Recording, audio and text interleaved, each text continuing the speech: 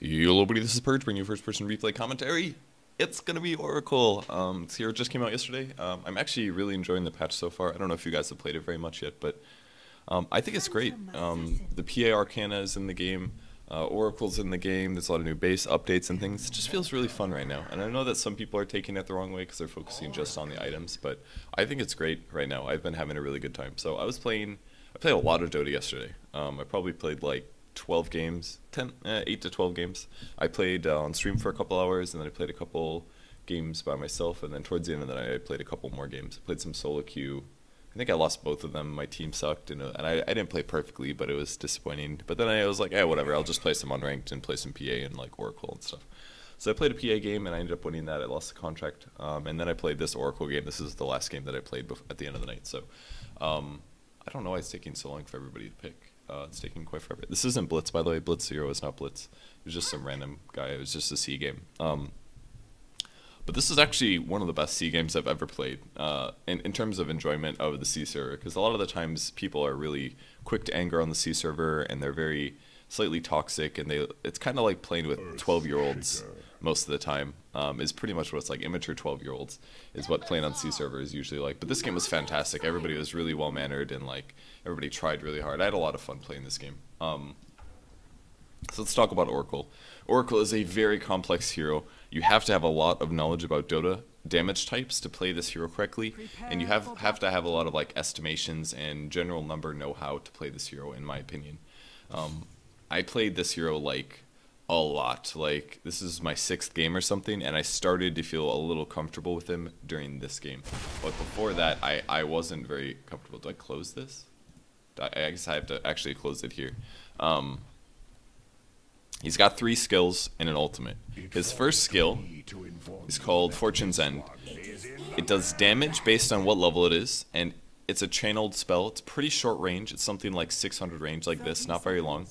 And as you channel it, the longer you channel it for and then release it, it will immobilize your target for that duration. It's AoE, so it shoots out kind of slow projectile, and once it hits, it does a small AoE, and it does AoE damage. If you don't channel it, it does full damage, but it immobilizes for less duration. It also has a Purge effect, so you can remove double damages, haste runes, you can remove Surge from Darkseer. He's very, very good at zoning Darkseer because of that, because you can cancel a Surge.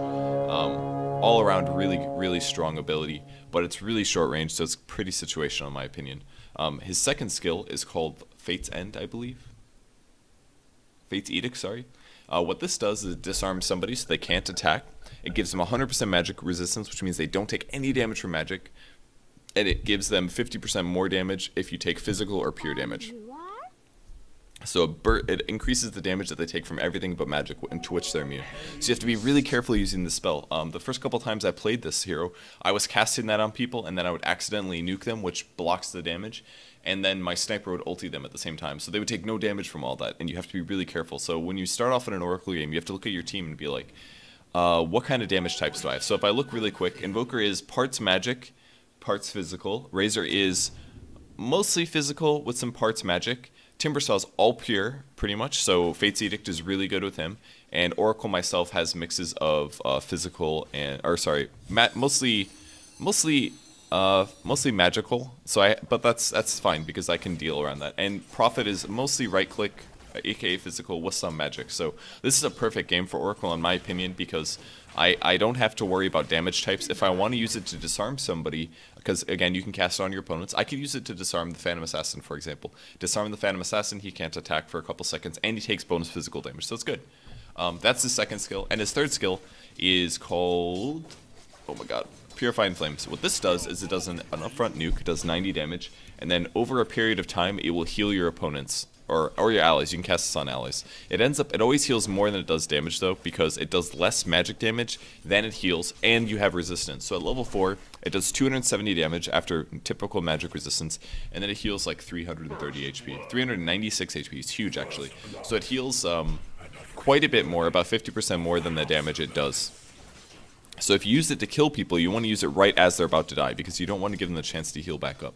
And that's what's going to happen. You can't use it to harass really. I'm using Fates End a little bit here to trade hits. It's only 50 mana, it's a fairly low cooldown spell. So the way that you should use it is when they're going to trade with you, you cast on them so they can't attack, and then when you right click them, you do more damage than they can to you. So that's why I grabbed it at level 1 here. Zoning with Oracle and playing him as support is viable. Now, most Oracles right now I believe are playing him solo mid because he does a ton of damage in the 1v1 matchup. His base attack time is stupidly low. It's the lowest in the game, and what that means is how well his attack speed scales, but also how fast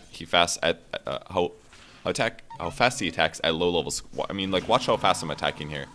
It's really fast. I mean, obviously Puck can't hit me because I disabled him, but you can attack very, very rapidly here. I ended up casting Fates Edict on my, or whatever the heck, that Purifying Flames, because I thought I was going to grab that regen, so I thought it would give me some heal, but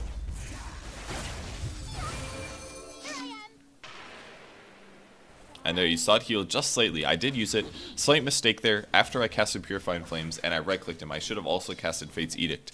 Because with my one right-click, I wasn't sure if it was going to kill him, and it would have increased that physical damage by 50%. So I could have done that slightly better, but I still got the kill. So a bit lucky here. As I'm zoning a Puck, and Puck can very easily dodge Fortune's End, I'm going to go 0-1-2 right here, because I want to increase my nuke potential here, because now it does 180 magic damage. The cool thing about the spells is 3-second cooldowns. You can cast it all the time. But the combo basically, this is one of the 1,000 combos that you can have with Oracle, is that you cast Fates Edict on yourself or your ally, and then you cast Purifying Flames. So then this doesn't do damage, and it only heals you. So if I want to heal somebody, it's only I can't believe this pull didn't work, but if you want to heal somebody, it's only going to cost you, at this point, 120 mana to do so. You cast Fates Edict, and then you cast Purifying Flames, and you don't take the damage from it, and you only get the heal. So it costs you about 120 mana to heal your allies. So it's kind of a cool lane support in that sense, because if your carries ever get harassed too much, you just take them out of the right-clicking or CSing for 3 seconds, and you can heal them up by about 200 HP. The important part about heals that you guys have to remember is that you're always going to get healed more than you take damage for because of resistance. It's really important to remember that. I always forget that, but it's really important to remember this. So even if you do cast it on somebody, I usually don't like casting it on people if I'm not also Fates Edicting them. But if they have something like a Hood, or if it's a Viper, just cast Purifying Flames on them, because they're taking less damage because they have extra magic resistance. So you're getting even more HP out of it, basically. So. Alright, and his ultimate is by far his most overpowered ability. It's called False Promise. It lasts 7 seconds at level 1. It's a 20-second cooldown. It has a huge range, and it costs 200 mana. Bit of a mistake here by me. Luckily, he ran. If he would have traded with me here, I would have taken a lot of damage. What it does, looks like the PA killed the Invoker here. What it ends up doing is it, first of all, removes all negative debuffs on your allied hero. That's the first thing. It also makes them invisible. It also makes them, even while attacking and moving, by the way. So they're basically invisible and can attack. It's kind of like Slark's ulti, but it can be revealed with dust and sentries and things. And then the best part is that they stop taking damage or healing. They basically just, their HP just stops where it is, pretty much, until the debuff runs out. And after the debuff runs out, the damage that they took during the ultimate will then apply. The difference is that any healing that they take while the debuff is on, or while the buff is on, is doubled. So if you heal them while they're taking damage from the ultimate, it's going to double. And here I just wanted to trade hits with them again.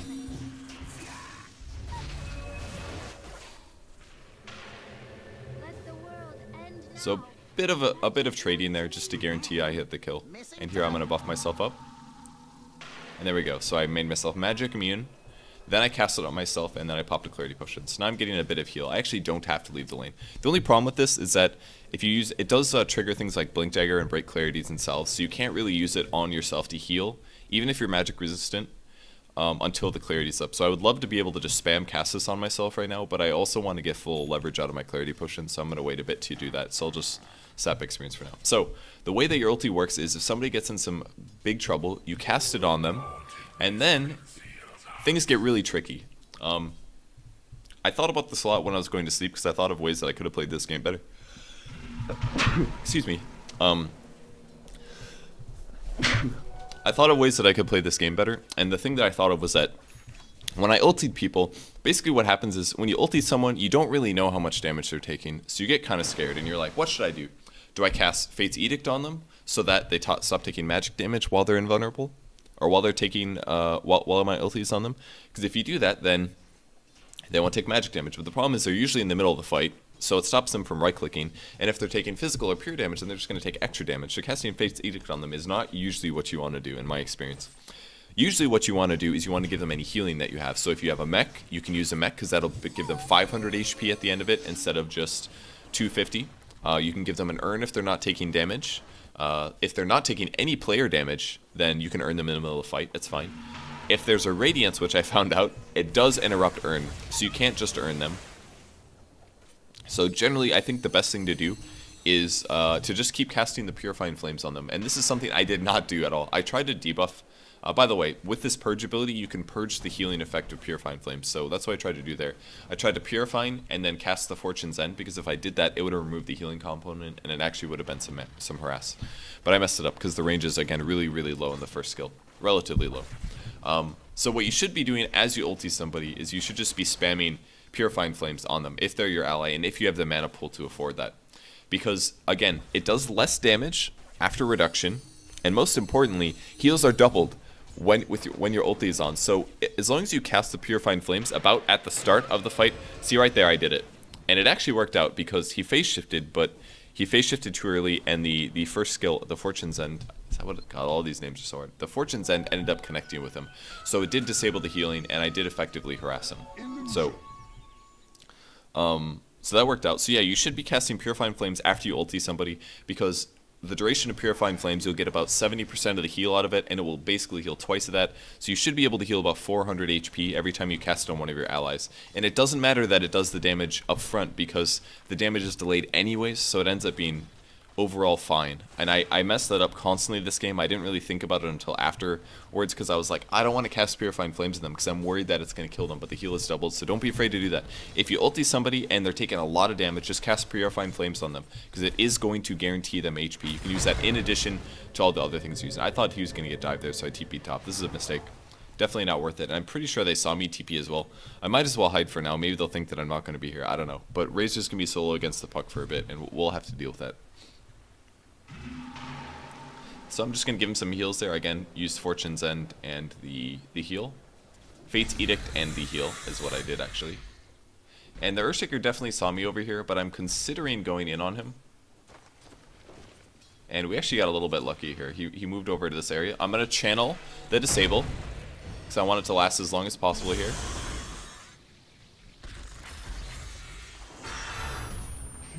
I ended up lucking out and getting the last hit. That was pretty cool. That's my third kill. I ended up getting a lot of kills with Oracle, and I think part of the reason is because you have to kill steal with his third skill. That may be a little confusing, but you have to go for those kill steals because, again, if you cast it too early, it's going to heal him. So I end up stealing a little bit more kills than, I don't know, my KDA is always very positive with Oracle compared to most supports. Like, it's always very kill heavy in my experience. Unfortunately, the Razor ended up dying here. I did put a lane ward down, so he must not have seen him coming. I guess that's because lane wards aren't very good against PA, because if she TP's in, you don't necessarily see it coming because it won't show up on the map. So I guess that's probably why he got killed by that. This is my favorite item on Oracle is Urn. I think it's amazing, personally. I mean, Urn is always, I talk about how good Urn is all the time on support heroes, but with Oracle it's fantastic because it's a heal, and that applies during your ulti, and it doubles. So if I ever want to heal somebody, again, my ulti is a 20-second cooldown, so if I have a bit of, I made this, this thing. I don't think it's that funny, but I don't know, I kind of liked it. Anyways, you can ulti somebody, and then you can earn them, and you'll get double healing on that. So instead of an Urn healing 400, actually heal 800. Unfortunately, I wasn't here. I didn't have a TP scroll either, so not going to be able to make it. And unfortunately, our Timbersaw was, like, super in trouble. And I was checking the range there, but it was not enough. I wanted to scare them back, but they could very easily kill me as well, so I might as well sit back for now. But this is basically my early core Oracle items. Urn and Magic Stick. I think most of the games that I played Oracle on stream yesterday, I got Tranquil Boots in the early game, and I don't think that's worth it. I think you really need a big mana pool in this hero, so for every other game after that I started getting Arcane Boots because you need a lot of mana to do things. So with mana you can do a lot of stuff. You can heal your allies. I thought for sure they were going to gank the Razor here, which is why I TP'd to the bot lane, and we have already revealed that they are in fact ganking him, but I'm going to ulti him as soon as I can. I don't think I did this very well. I actually stole the kill there with my nuke.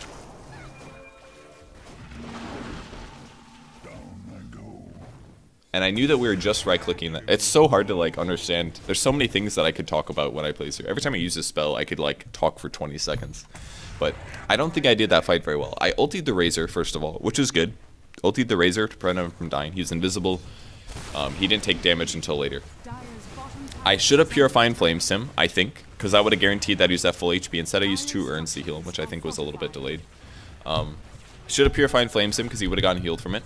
And then I kind of just stood around. I used the Purifying Flames on the PA to lower his HP, which is okay. But what I should have done was channeled my first skill to immobilize him. And then when you were killing the Earthshaker, I used Fates Edict to bonus, so that he took the bonus physical damage, which was good, I think, because our Razor and our Prophet were only going to right-click, so it prevented him from attacking, and it just took him 50%. Yeah, it's like casting Soul Catcher on him as a Shadow Demon. He just took bonus damage from our right-clicks, and we killed him a little faster. I think that was fine. I did cast 2 Purifying Flames on the PA, by the way, so that was okay. It did end up nuking him down pretty fast. He may not have died otherwise, so I don't know. It was kind of... I can't believe I didn't see the Abaddon there. That was amazing. So I'm just going to sit over to the right. I want to be where my team is. I want to keep my mana pool up. I'm saving up for Arcane Boots now, because once I get Arcane Boots, I'll have more mana to spam.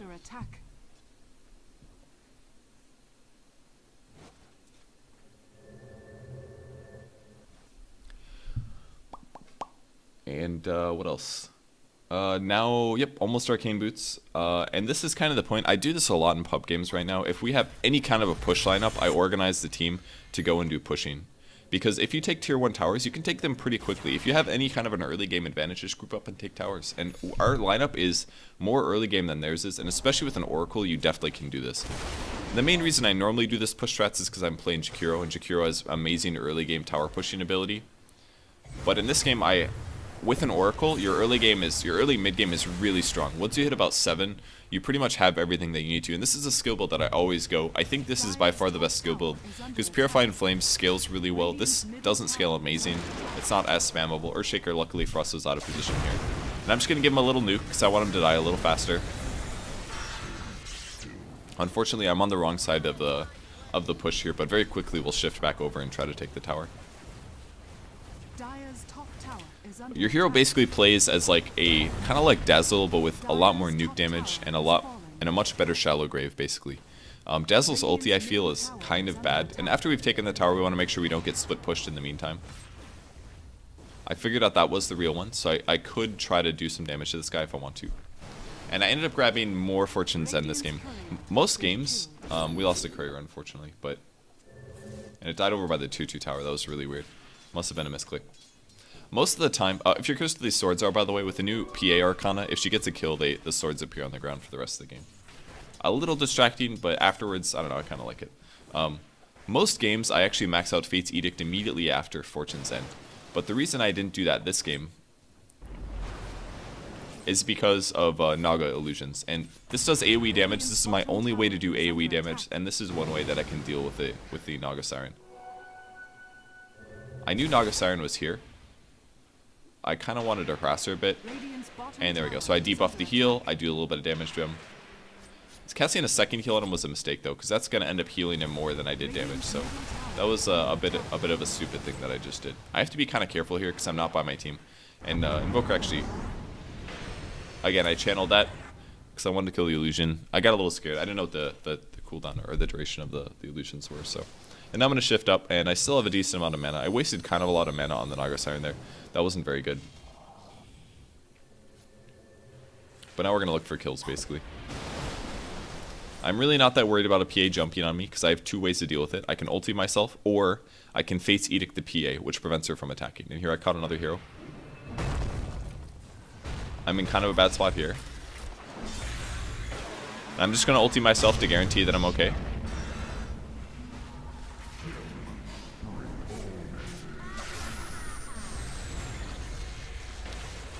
I'm going to put the Immobilize on him. And I did a little damage on him to make sure he died. And Timbersaw got him. He called GG. I don't remember that. I could have used Fates or Purifying Flames on myself again after I ultied. That would have been maybe a better heal, but I think at this stage in the game it's okay for me to not do that combo. Again, in the late game I should have been doing that, and I'm going to harp about that a lot because it's by far the biggest mistake that I made. The biggest game understanding mistake that I made while playing Oracle here. But using urns to heal myself is a lot more mana efficient. So the way that I would say it is that you can use your mana to give a lot of heals to your allies, but it costs you mana. If you use urns, it only costs you souls. So if you're low on mana, use urns. If you have plenty of mana to deal with, or if you have a lot of mana regen, then just use urns, or just use your spells. So we're still pushing. We're doing a lot of fighting. They really can't fight us. Their team fight is terrible, I think, because they have an Abaddon, and Abaddon's really good, honestly, a very good hero, but it only keeps people alive. And Pia at this point probably doesn't have very many items. She has a phase, and she has a couple early game items, but it's not that much. It doesn't do that much as a hero. If she, I don't know, what's a good example of a carry that's stronger here? I feel like PA is okay, but not that amazing, and we have ways to deal with it with Oracle. Like, this is probably the only game I played where I was a 5 support, where I was happy that we had 4 cores. Because Oracle, I feel, can just cover you completely because of it. You want a lot of people that do damage, because you do damage, but you're mostly a utility hero. You can't really do the engaging, and we basically just have a lot of tanky fighting heroes, which is exactly what you need. I thought that they were going to jump on him, so I ultied him. Maybe a bit of a mistake there. And I'm going to start arcaning and earning out my team. I'm not playing this correctly, I don't think. I played that really bad. I got really flustered there. Have to be pretty careful here, so I'm going to sit way far back. I'm going to ulti him here. Should have Purifying Flames.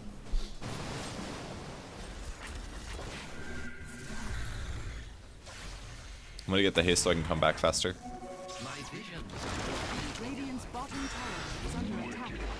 Alright, good. And it'll end up working out. And now I'm going to heal him up. And I'm also going to ulti him while I do this, because it's going to heal him up a little bit more. Because it gives him more heals. Look for the little orb above his head. If it's green and spinny, that means he's going to get healed. If it's orange, that means he's taking damage.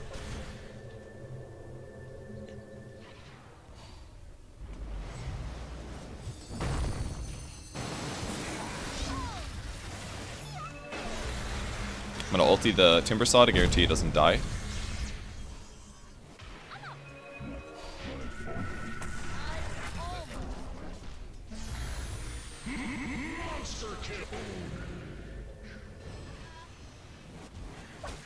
Again, most games I don't max this out second, but it does give me more nuke damage because I can use both of these nukes together. I think this is okay here because I'm pushing, and if you're pushing, you're ahead, and you want a bit more nuke damage, so I think it's alright in this instance for me to max this out. But it is also really nice to have this max out early because you can stop the PA from attacking. Either way, we're going to be able to take another tower. It gets me 2,000 gold, and I'm going to build a mech. Now, some of the games that I bought mech in the past, I ended up not being very good in my opinion.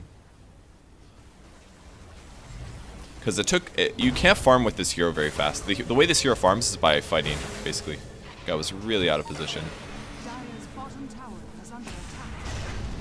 My urn's not doing anything to him right now.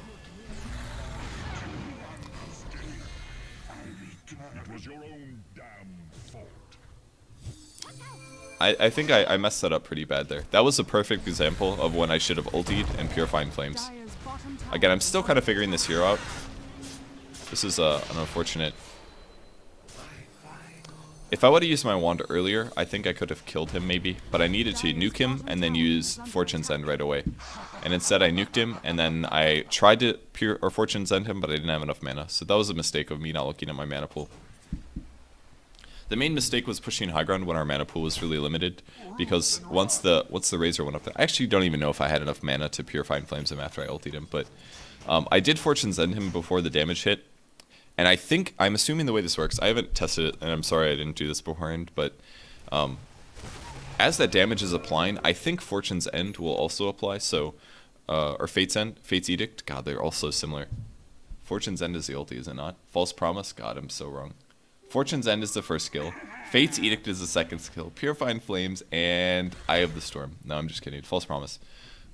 I assume Fates Edict applies when the damage applies. So the magic components that he took as the ulti broke probably were immune to him. But he took 50% more of physical and pure damage. And he took a lot of physical damage while he was standing there. So I think he ended up getting wrecked because because of the Fates Edict. So I think that was a mistake to cast that on him. And anyways, I should have also casted this on him, Purifying Flames, because it would have healed him more anyways. And that's why I did it in the first place, because I was like, I need to heal him, so I'll make him magic immune, and then I'll nuke him. But I did it like right at the last second, right before it broke, so it was a bit of a mistake. Anyways, we're pretty much death pushing here, because we're kind of scared about their lineup, but we feel like we have a really big early advantage. So we're grouping up here. Unfortunately, the Naga does have the Radiance now, so we have to really deal with that. Again, mech is fantastic to have, but it's a little bit more mana intensive than it used to be. But if I do ulti somebody, I can mech them afterwards, and that would be great. We also built 2 mechs this game. The Razor built one, and I built one, and I wasn't paying attention. And I should have. Thinking about it afterwards, I actually think it would have been better if I let the Razor build it, because my mana needs are so high. And if he would have taken that burden off of me, I think it would have gone a long ways. Now, his ability to use it when at the right time is not going to be organized with me. Like if I ulti somebody, he might have used mech already, for example. But that's okay, I think. It would have been better that way. I could have built something else. Again, he's kind of taking a lot of damage here.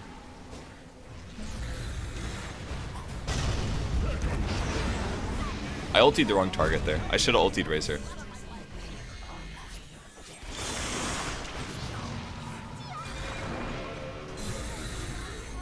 Radiant's bottom tower is under attack.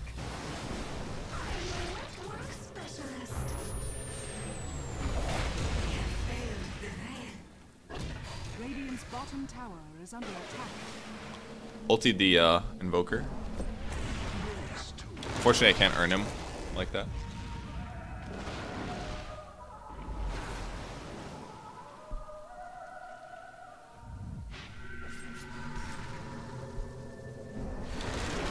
I made myself magic immune here.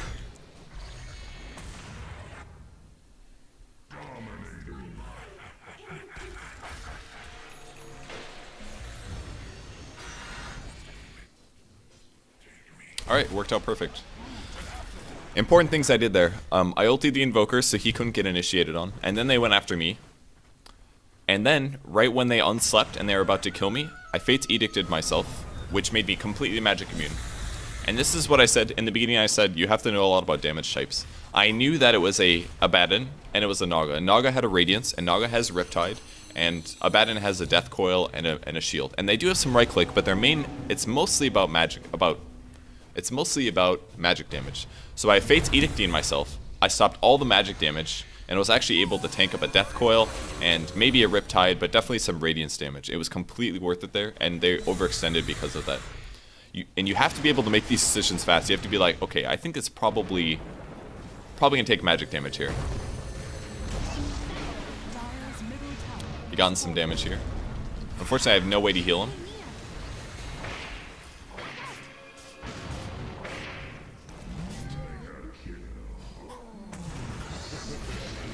I should have.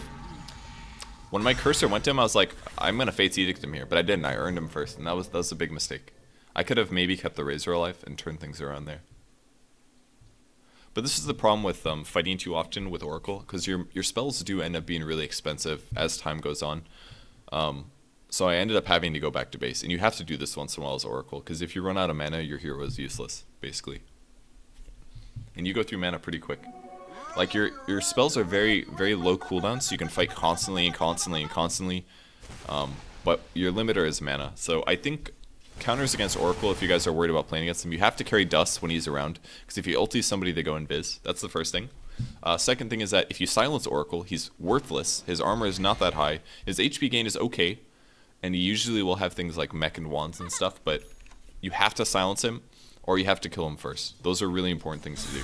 If you silence him, he's a worthless hero until he gets a Yules or a BKB or something, and he can't really farm that very well because he doesn't have natural farming skills other than his right clicks. So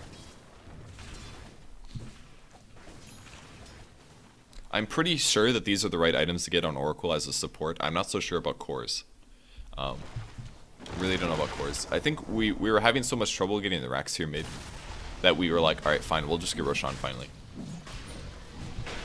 And I'm just going to split push this a little bit. Again, if you're just nuking for damage, you don't have to channel it. I made that mistake a lot this game. bottom tower. Unfortunately, I'm a little out of position here.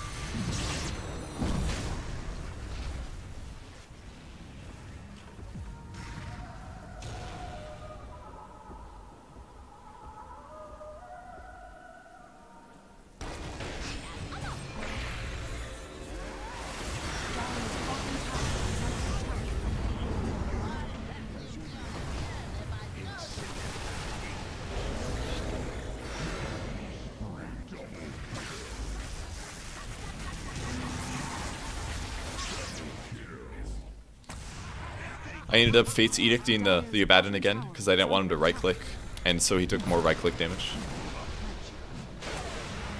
I ultied him, and I earned him, because I wanted him to get healed. It cost me a lot of mana to do that, about 200, but it's okay. If you look at the icon, there he is, he gets the heal. Got about 800 out of that, and while they're taking Roshan, we wanted to start pressuring the racks, because it's been so difficult to take racks this game. Dire's middle barracks are under attack. Just gonna do a little damage to the creeps.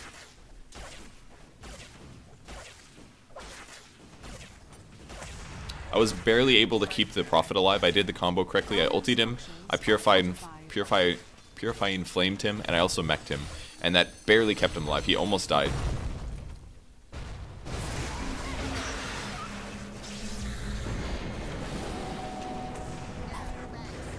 He should be going back in, because I definitely healed him. He didn't really realize that until a little bit too late, unfortunately.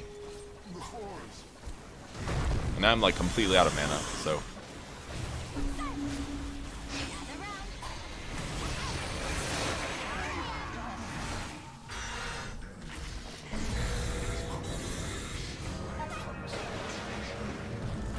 I was able to ulti again. Dire's middle barracks are under attack.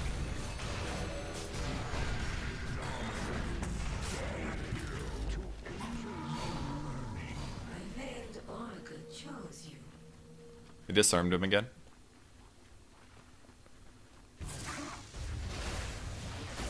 I actually got him. Radiant's top tower is under attack. My mana's still like painfully low, but I've been getting a lot from stick charges. M1 has been like super invaluable. That's another reason I love having Earn, because you've got pretty good int, so it's giving me a lot of mana over time, about like 1.2 per second or something like that. Unfortunately, they still had a sentry there, so I'm gonna lose my ward. High ground vision is pretty important if you're pushing. So I knew they had a sentry mid, so I was gonna snake one over to the side instead.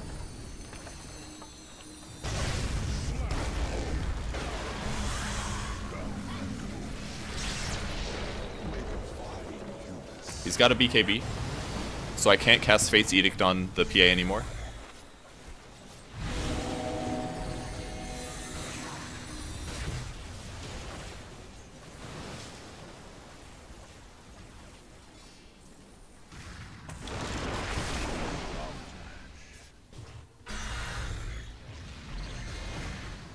My team just needs to hit buildings more. We spent too much time running around, I think. Dire's middle barracks.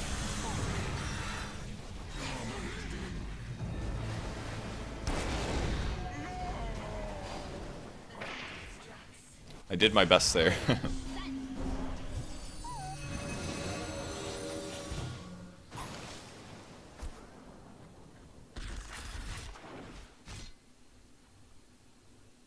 Definitely a good time to go home.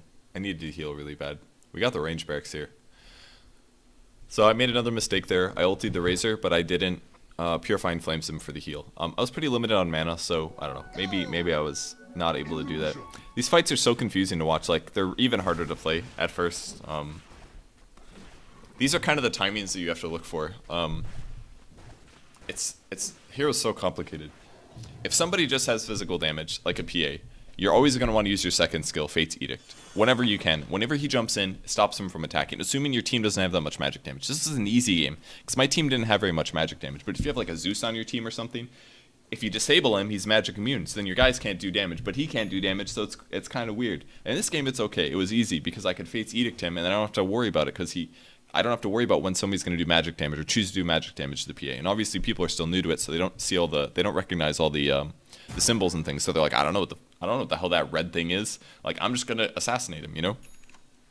So it's really complicated, basically. But now what I'm looking for, now that they have BKBs, what you have to wait for is you wait for the PA to finish his BKB, and when that happens, then you spam Fates Edict on the PA whenever you can, because it's up for 6 seconds and cooldown of 12 seconds. So that means that half of the time, PA just won't be able to attack, because they'll be able to use that on him. So you wait for that moment. You have to wait till his BKB is over, and when his BKB is over, then you can cast Fates Edict on him for the rest of the fights, because then he takes more physical damage, he takes more pure damage from the Timber Saw, and then he can't attack. That's all good. Also, if there's Naga illusions, I want to nuke those with Fortune's End to your first skill. If I'm focusing down somebody that's out of position and they don't have BKB, I'll cast Fortune's End as well, because I want to be able to immobilize them, or just do some burst damage. That's always good. And then if an enemy is low, or if we're bursting somebody down that's out of position, who I think is going to die very soon, I'll use Purifying Flames. If one of my tanks gets initiated on, I'm going to ulti him and I'm going to Purifying Flames him. That's what I'm going to aim to do. I also grabbed a Force Staff here because it's going to help my allies if they get out of position. You can cast twice, by the way. I wasted too much mana here. I was trying to give Razor a bunch of extra regen as he initiated, because that's like giving him extra HP. I also nuked on the Invoker here, which technically it does heal him, but it kind of didn't look like it. It did give him more HP though, I promise. And there we go, I'm going to buff him again. 6 seconds, giving him regen. So he should be full. I kind of wasted a lot of mana in this precursor. I didn't even accomplish that much, and I think this is a big mistake. I was like, oh, my mana's full, whatever, I can waste it. You know, well, not waste it, but I can use it to get people's HP up, and I kept doing this. But then when the fight starts, I have like 400 less mana than I did before, and I think that was a mistake. The main issue is that it was really hard to push high ground, because they would just keep spamming things out, and the Naga illusions would run down the hill and do Radiance Burn. We really needed a pipe on the Razor, I think. Or a pipe on me, mech on Razor would have been good as well. Good initiation, but this is what mech's for. Mech is great against Puck, because Puck has a lot of AoE damage.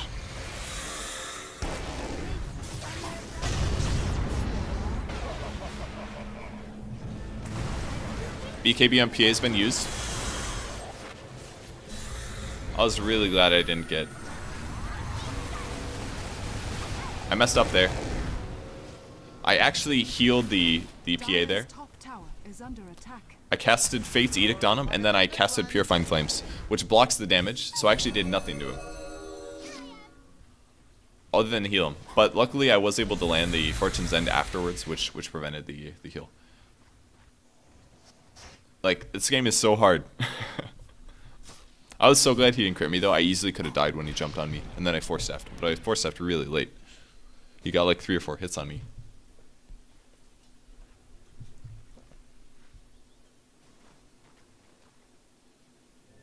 At this point, I'm going to TP back, because we're not quite ready to push anyways. And I wanted to fill my mana to full. I think this is maybe a mistake, though, because it was a profit. I gave him a little bit of a heal there. Not that it matters, but... He's already healing from Fountain, so he would heal past the full really fast, and he would have a little bit extra heal on that, on top of that, in case he got into a fight. They were very adamant about putting sentries down. But my mana's full. Got all my items again. I should be in a good place. Again, the only way that you're going to get items as Oracle is if you buy Maelstrom to AoE farm, or you have a safe lane like that you're consistently farming in, or if you use your first skill Fortune's End to farm. But it's not even that good. It's like 300 magic damage at level 4. It's not a rapid farming tool, and it's very small AoE. That Puck made a lot of mistakes.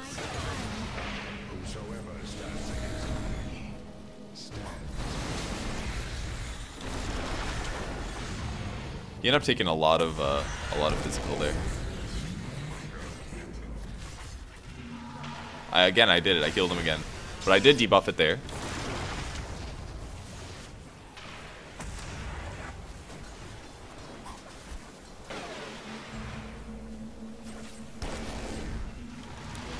This is a mistake. I stopped him from being able to attack.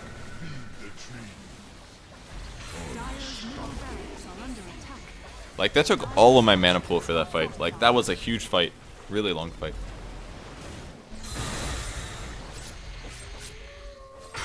Trying to disable him.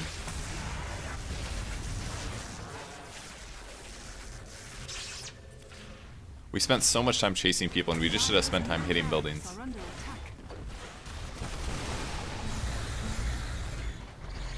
Dire's middle barracks has fallen. Dire's bottom tower is under attack.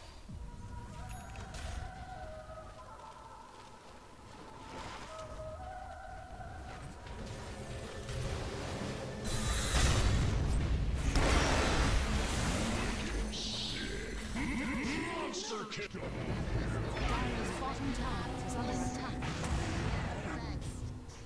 That was really close. I really thought he was going to die, but I mech'd him. So I healed him for 500. I was actually channeling Fortune's End when he got jumped on, and I cancelled it early so that I could cast my ulti on him. I don't know if he was being sarcastic. I thought this game was really fun. I like playing defensively like their team is playing, and I also like playing the death push. Like, it's been such a close game, you know? I don't know. I really liked playing this game personally. Again, I should be using Purifying Flames as soon as I ulti somebody, every time. If I've got the mana pool, I should do it every time. If he's actually in some deep crap, which it should be every time you use your ulti, immediately Purifying Flames them, and it will guaranteed give them a bit of extra HP. Maybe not a huge amount, like, because it lasts for 9 seconds, so if my ulti is 9 seconds, early it's level 7 though, or it does 7 seconds, so it'll probably heal like at least 6 ticks of heal, which is probably like 40 apiece. So it's like 6 times 4, which is, you know, online math. That covers the damage alone, but that doubles. So it does more like 500 heal just by casting 1 Purifying Flames. It's fantastic. Like, I should be casting it immediately every time. No excuse.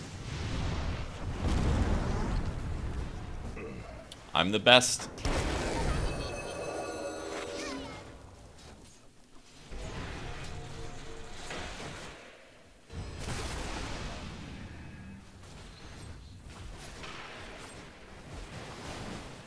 Can use it to kill illusions pretty fast too, because the cooldown's low.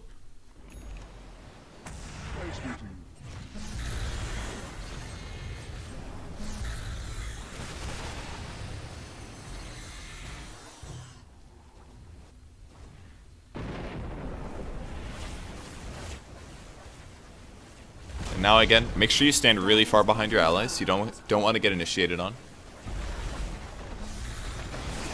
Looking for opportunities for debuffs and stuff.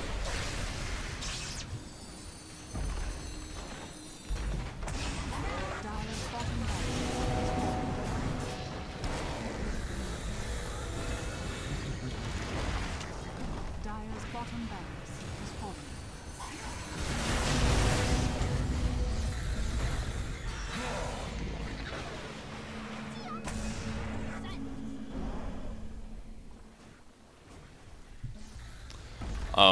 If you're wondering why the PA didn't kill me there, it's because I knew that he was about to jump in, so I casted Fates Edict, a second skill on him, and I knew his BKB was down, so I knew that I could kind of spam it. Fortunately, we lost the Timber Saw here. Dire's middle tower is under attack.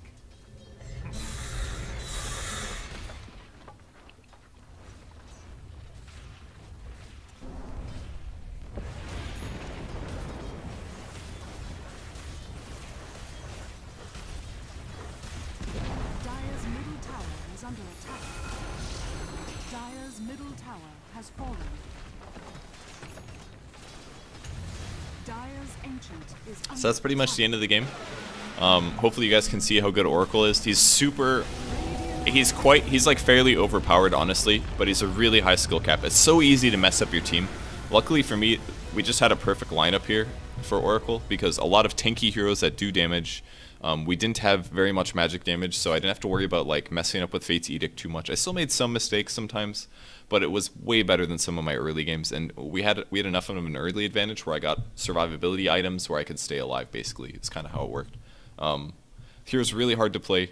You have to know a lot about mechanics and like damage sources and things like that, and but I don't know, he's really rewarding as well. I really like playing him, but I'm sure he's really annoying to play against. I actually haven't played against him yet.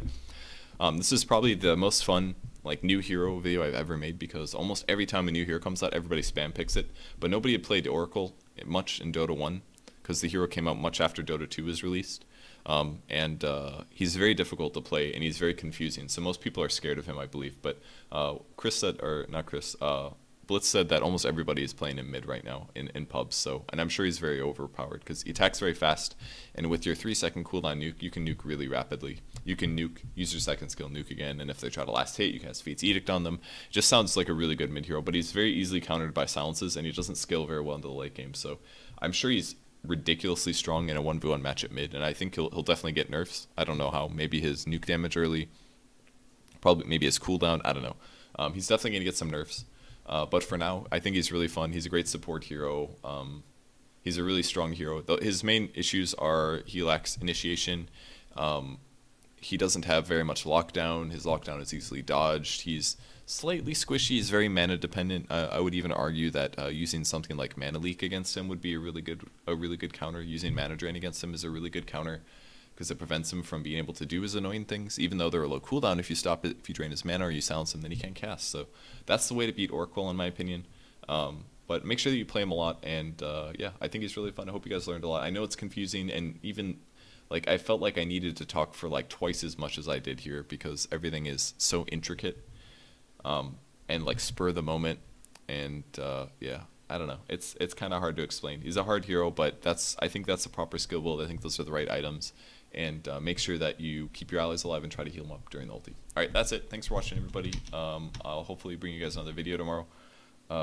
And maybe stream. I'm kind of busy today though, so I don't know if I'll be able to stream. But anyways, thanks for watching. I'll see you guys later. Bye.